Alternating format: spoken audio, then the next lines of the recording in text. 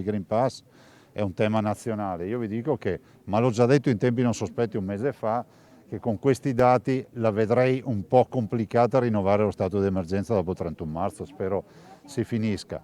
E questo vorrebbe dire anche che ne siamo usciti, ne stiamo uscendo, è iniziata la fase della convivenza, anche oggi abbiamo 6.000 contagiati e l'ospedale che è in calo, siamo a 1.300 pazienti, direi assolutamente bene. L'auspicio è che a fine marzo non venga rinnovato lo stato di emergenza. Il governatore Luca Zaia però non entra nel merito della polemica sull'eliminazione del Green Pass come richiesto dalla Lega Nazionale.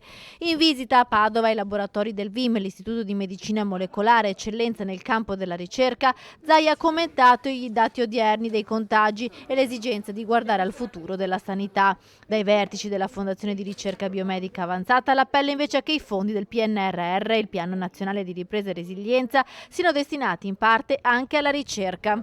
Va una volta per tutte stabilito che ricerca per questo Paese è la base dal punto di vista anche economico.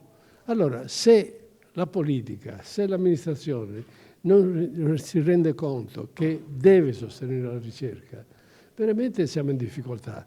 È questo che chiediamo noi alla politica. La ricerca infatti deve essere considerata come un'azienda che crea occupazione e il frutto del suo lavoro dà benefici a tutti, ha detto Francesco Pagano, presidente del VIM.